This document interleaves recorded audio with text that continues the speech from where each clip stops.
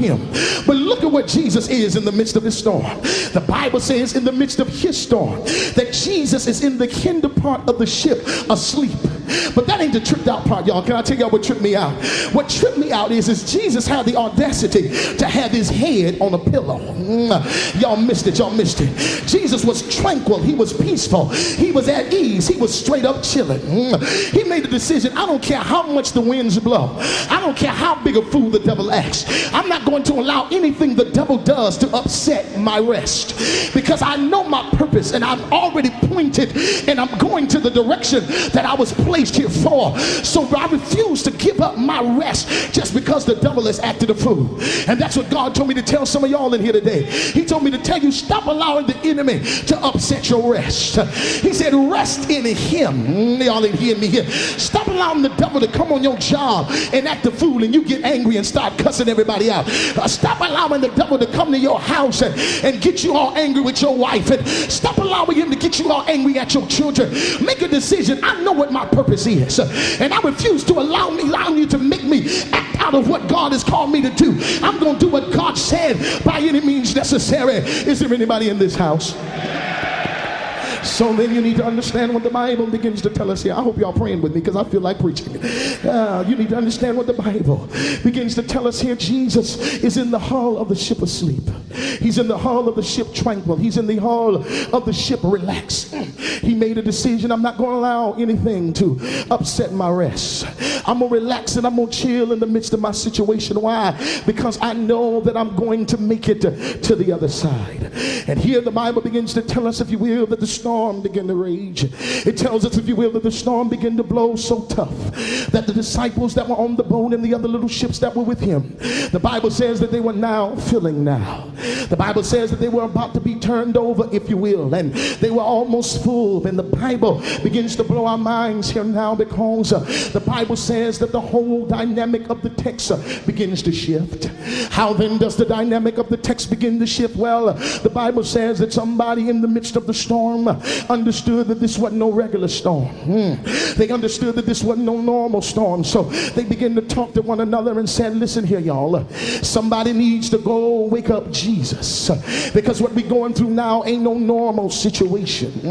What we're going through now is a little bit more difficult than we thought in the beginning. Somebody needs to go wake up Jesus.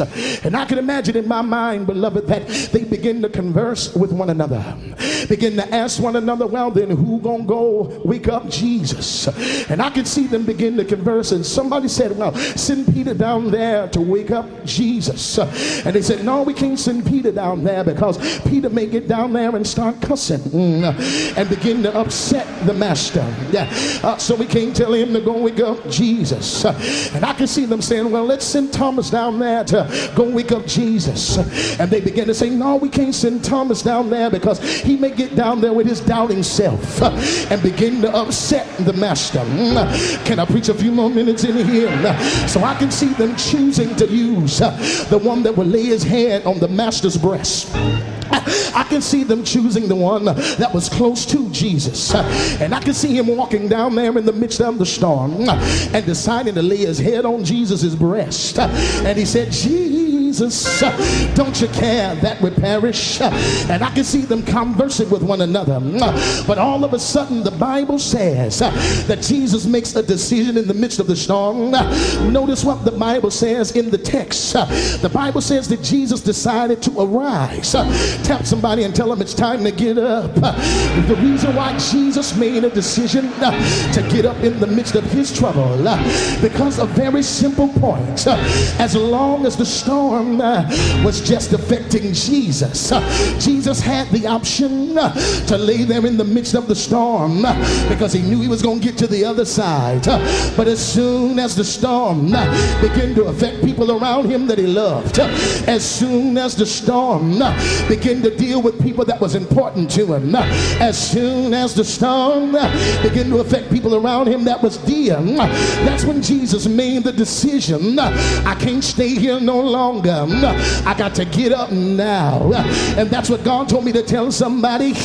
As long as your situation is just affecting you, you got the option to lay there in the midst of your trouble, because the enemy's not going to stop you from getting what God said you can have. But as soon as your storm begins to affect people around you that you love as an individual, as soon as your storm begin to come into your household, as soon as your storm begin to come into your marriage, as soon as your storm begins to affect your relationships, then it's time for you to make a decision. I can't lay here no more. I got to get up from where I am, and I got to do damage against the enemy. Is there anybody here ready to do damage against the devil?